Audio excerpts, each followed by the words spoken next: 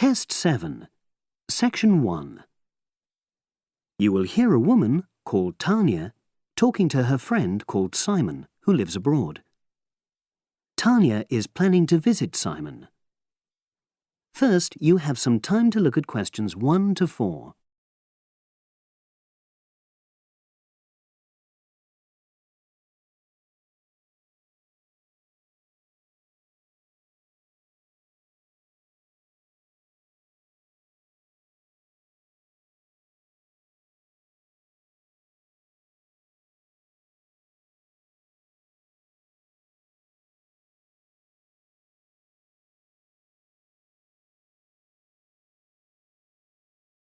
You will see that there is an example which has been done for you. On this occasion only, the conversation relating to this will be played first.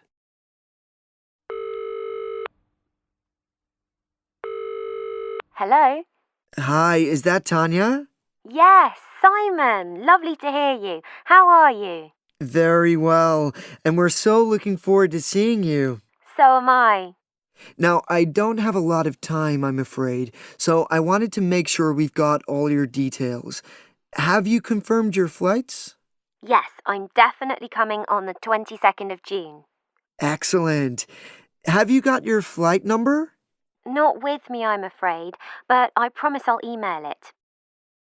Tanya promises to send her flight number. So, flight number has been written in the space.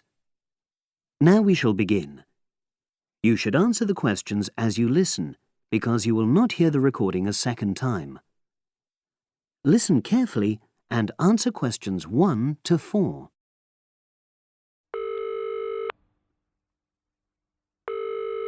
Hello? Hi, is that Tanya? Yes, Simon. Lovely to hear you. How are you? Very well, and we're so looking forward to seeing you. So am I. Now, I don't have a lot of time, I'm afraid, so I wanted to make sure we've got all your details. Have you confirmed your flights? Yes, I'm definitely coming on the 22nd of June. Excellent. Have you got your flight number? Not with me, I'm afraid, but I promise I'll email it. Let me make a note of all this. Yes, do, because one of us will try to come and collect you from the airport if we can. I presume you'll be coming into Terminal 1? I don't know. I'll have to find out which one it is. Yes, you must. We don't want to be waiting at the wrong one. But hang on, I'll be arriving at about lunchtime, and that'll mean you have to take time off work to pick me up. You really mustn't do that. Look, we're not all that busy at work, and if there's a problem, I can text you when you arrive, and you can take a taxi. Okay. There's a really good company called Pantera. Can you spell that? It's Pantera. They have a stand at the airport. You can't miss it, and they're really reliable. Great, thanks. How far are you from the airport? About 40 minutes. And you're near the city centre, aren't you? We're east of it, actually.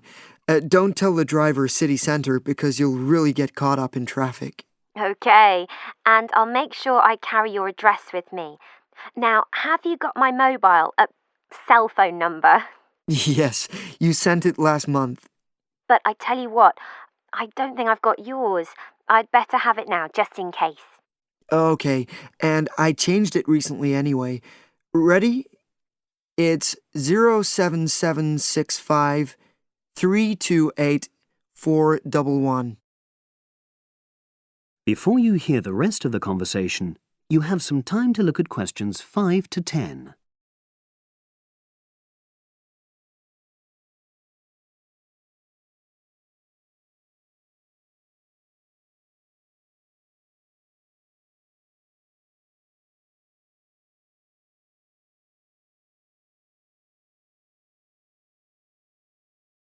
Now listen and answer questions 5 to 10.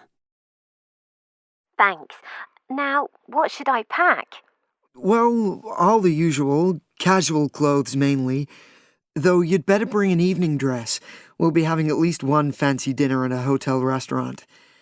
Okay, now, when you're coming, unfortunately, the weather is not going to be brilliant. I know, it's the rainy season. I'm bringing an umbrella.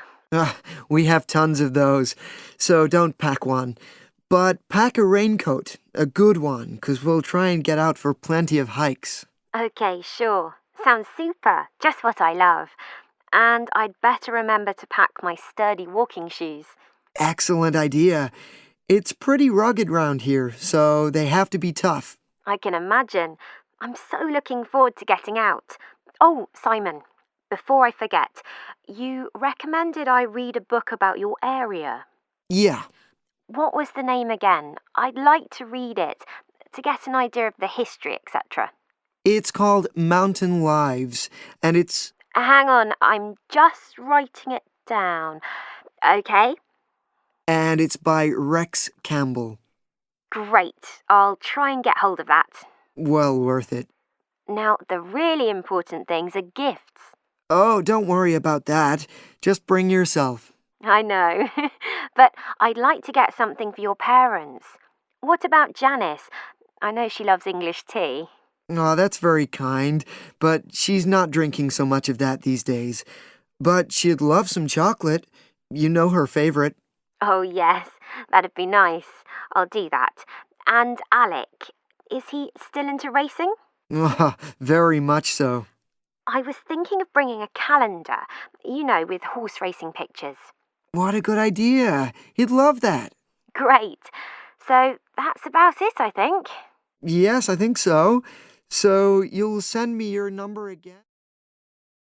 That is the end of section 1. You now have half a minute to check your answers.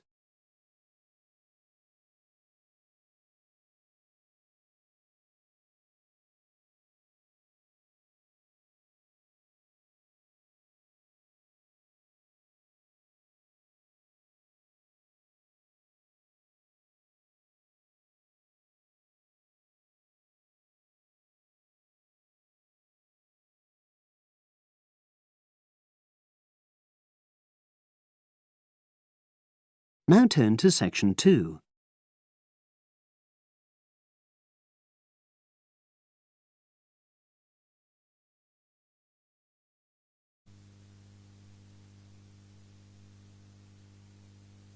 Test 1, Section 2.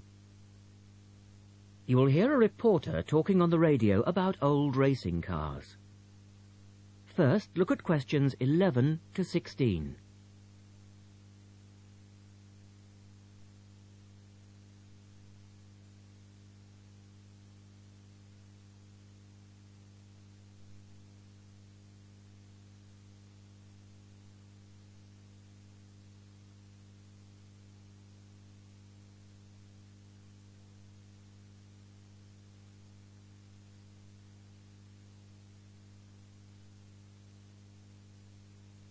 As you listen to the first part of the talk, answer questions 11 to 16.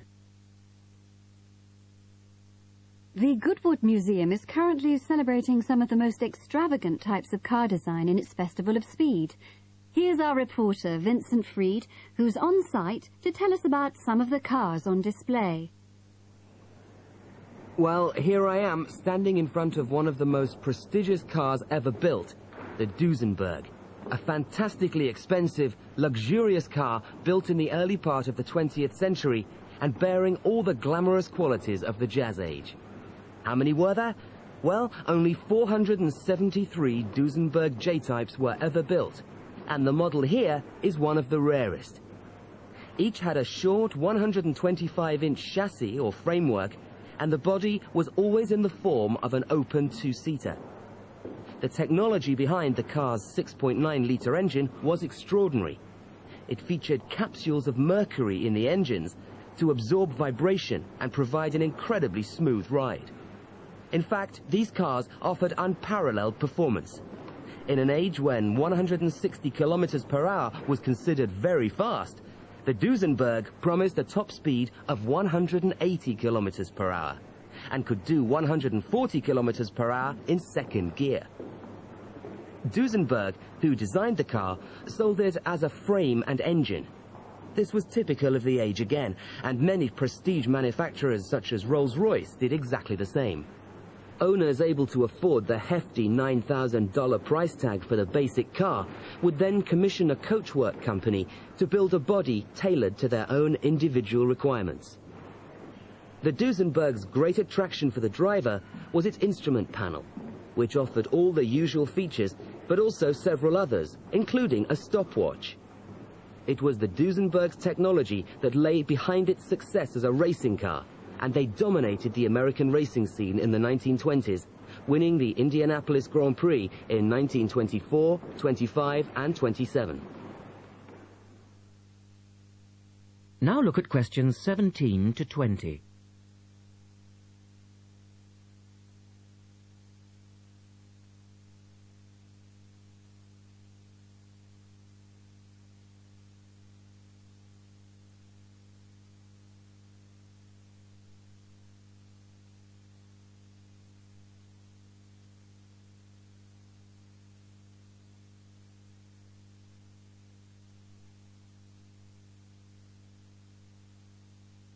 As the talk continues, answer questions 17 to 20.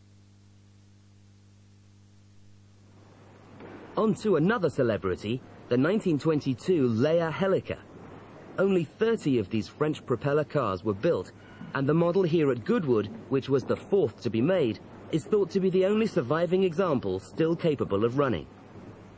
The brains behind this car was Marcel Leia, who was an aviation pioneer first and foremost, and the influence of flying is quite apparent in the car. The Leia very strongly resembles a light aircraft with its front propeller, but in this case, it's minus any wings, of course. It's quite odd to think that this car was whirring through France just as the Duesenberg was blasting down roads at 160 kilometers per hour across the Atlantic. The Leias were used regularly in France in the 1920s and were even produced in saloon and van form, as well as two-seater. The Leia matched its propeller drive with its equally bizarre steering, which used the rear rather than the front wheels. But despite looking rather frail, it was a tough machine. In fact, when troops tried to steal it during the Second World War, the car's baffling design was clearly beyond the would-be thieves, and it ended up being driven into a tree, breaking the propeller. And now for the Firebird. This extraordinary car was... That is the end of section 2. You now have half a minute to check your answers.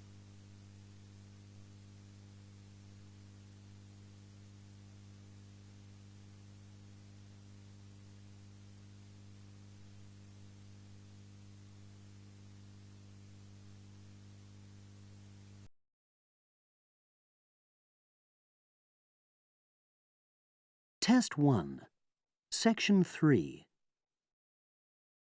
You will hear a woman called Phoebe, who is training to be a teacher, talking to her tutor called Tony about research she has done in a school. First, you have some time to look at questions 21 to 25.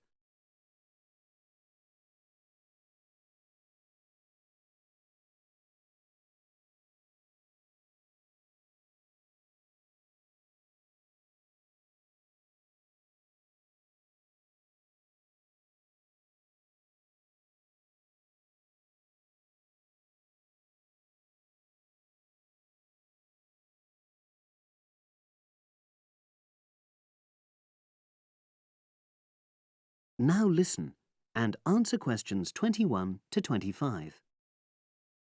So, how did you get on with your school-based research, Phoebe? Well, it was exhausting, but really valuable. Good. What was the specific focus you chose? My title is Attitudes Towards Study Among 11 to 12-year-old Pupils. Right, and what made you choose that focus? Well, that's a bit difficult. Lots of my classmates decided on their focus really early on, mainly on the basis of what they thought would help in their future career, you know, in their first year's teaching. So that's what helped you decide? Actually, it was that I came across a book written by experienced teachers on student attitudes, and that motivated me to go for the topic. Okay. So what were your research questions or issues? Well, I wanted to look at the ways students responded to different teachers, particularly focusing on whether very strict teachers made teenagers less motivated. And from your research, did you find that was true? No, not from what I saw, from my 5 days observation, talking to people and so forth. OK. We'll talk about the actual research methods in a moment, but before that, can you briefly summarise what your most striking findings are? Well, what really amazed me was the significant gender differences. I didn't set out to focus on that, but I found that boys were much more positive about being at school. Girls were more impatient. They talked a lot about wanting to grow up and leave school. Very interesting. Yeah, it is. From doing the research, it was clear to me that you might start out to focus on one thing, but you pick up lots of unexpected insights. Right. Did you get any insights into teaching? Yes, certainly. I was doing a lot of observations of the way kids with very different abilities collaborate on certain tasks, help each other. And I began to realise that the lessons were developing in really unexpected ways. So what conclusion do you draw from that? Well, I know it's necessary for teachers to prepare lessons carefully, but it's great if they also allow lessons to go their own ways. Good point. Now, I'm really pleased to see you doing this. Analysing and drawing conclusions based on data. But surely this isn't proper data. Because it's derived from such small-scale research. Well, as long as you don't make grand claims for your findings, this data is entirely valid. I like the way you're already stepping back from the experience and thinking about what you've learned about research. Well done. But I know I could have done it better. As you become more experienced, you'll find ways to reduce the risk of difficulties. Okay. Now you have some time to look at questions 26 to 30.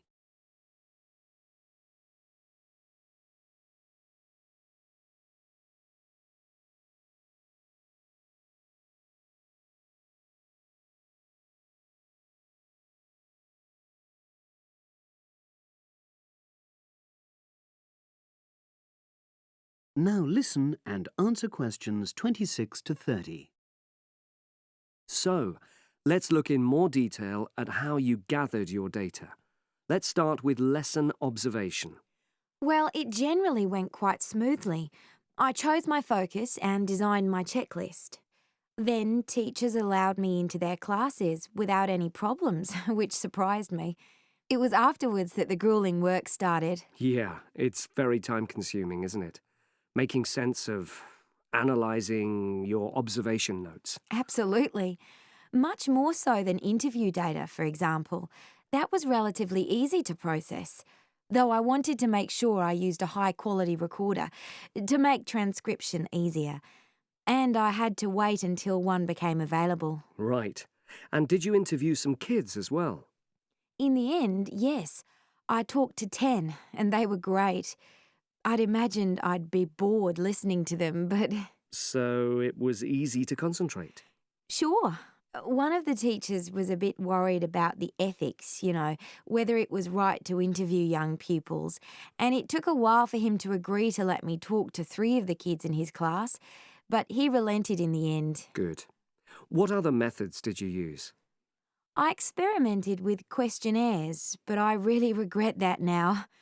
I decided to share the work with another student, but we had such different agendas it ended up taking twice as long. That's a shame.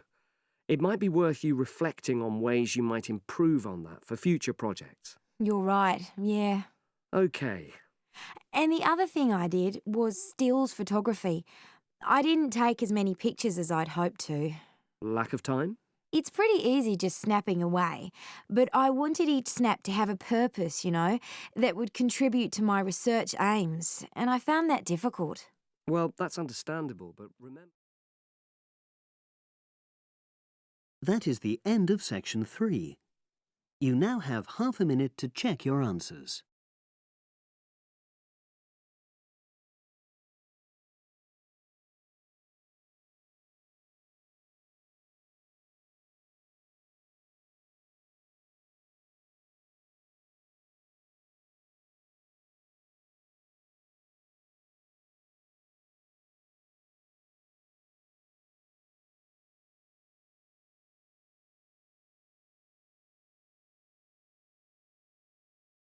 Now turn to section 4.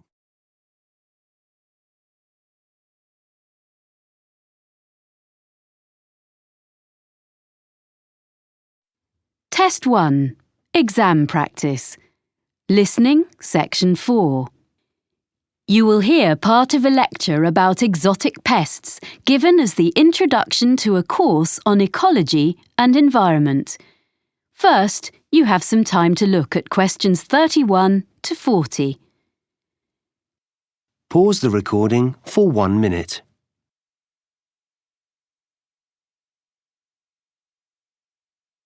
Now listen carefully and answer questions 31 to 40. Good afternoon. I want this afternoon, as an introduction to our ecology module, to offer examples of exotic pests, non-native animals or plants which are, or may be, causing problems, which might prove a fruitful topic for seminar papers later in the term. People and products are crisscrossing the world as never before. And on these new global highways, plants and animals are travelling too. Exotic plants and animals are turning up in Antarctica and on the most remote islands on Earth. For example, the Australian red-backed spider. It's made its way to countries fairly near home, such as New Zealand and Japan, as some of you may know. Well, it's also been found on Tristan da Cunha, which is a remote island thousands of miles from anywhere, way out in the middle of the Atlantic. Now, another famous animal invader in the other direction, so to speak, from England to Australia in the southern hemisphere, is the rabbit. This was in 1830, and it might seem less of a threat, but it became an extraordinarily destructive pest. The fact that rabbits increased so rapidly is perhaps more understandable when we remind ourselves that they had originally been introduced to England from continental Europe 8 centuries earlier. This was because they were regarded as a luxury food source, and in spite of having warm fur, they probably originated on the hot, dry plains of Spain, which of course explains why they thrive in the climate of Australia. A much less cuddly example of a pest introduced to Australia, this time from America, is fire ants. These are increasing and spreading very fast. Their huge nests can now be found in gardens in the city of Brisbane, and they are costing the Australian government a great deal of money in control measures. These were an accidental introduction, rather than a deliberate one, brought to Australia, probably in horticultural imports or in mud on second-hand machinery. As a biologist and conservationist, I have become increasingly concerned about these matters. Exotic invasions are irreversible and deserve to be taken more seriously, even when they aren't particularly damaging. For example, something that is not necessarily a major disaster compared to other ecological experiments. In 1975, an Australian species of earthworm was deliberately introduced to the Northern Hemisphere, in Scotland, because they were bigger than the natives. The aim was that they would be more effective than native species, but in fact, they don't do more for the soil condition than the smaller locals, which they displace. Although they don't do a lot of harm, as far as we know up to now, this will probably prove to have been a mistake. A much more serious case, also in Scotland, as well as other countries, along with the latest victim, Iceland, is the New Zealand flatworm. This is a most unwelcome newcomer in these regions of northwest Europe. Basically, this flatworm came into these countries by accident. It's now been realised that it was actually carried in the plant pots containing exotic ornamental shrubs and so on, and as it eats local earthworms and doesn't benefit the local ecology in any way, it is a real pest. Next, there's a further instance, this time in the water, and it's come from Japan. It's a delicious but very fast-spreading seaweed and is one of many exotic species, large and small, in the seas covering the rocks around Australia. Unfortunately, it is replacing indigenous seaweeds and permanently altering the ecosystem. However, to look at the situation from a business point of view, it is now being harvested and exported, dried, back to Japan, its original home, where it's particularly popular. So, sometimes we may find accidental benefits from apparently harmful arrivals. Well, you could say that world ecology is now going the same way as popular culture. Global music and fashions, food and drinks are taking over from local ones in every land. And in ecosystems, we find vigorous exotic invaders overwhelming native species and natural habitats. But can we find any examples of invaders which appear to be a problem and then find that in fact they may not be such a big issue after all? We might take as an example a native of Australia, the budgerigar, the most common pet parrot in the world, of course. Because there have been many escapes over the years, it is now to be found flying about in feral flocks where the climate suits it. So, these flocks of budgerigars have been getting very numerous in the southeast of the United States, particularly in residential areas. People have been getting quite worried about this, but it has been observed that the size of the flocks has diminished somewhat recently. The fact that they are smaller is thought to be due to the fact that new competitors for their habitat have arrived from other places. That's the last example for now. What I'd like you to consider is this. Is the planet Earth moving towards a one-world ecosystem? How far would it be a wholly bad development? That is the end of section 4. You now have half a minute to check your answers. Pause the recording for 30 seconds.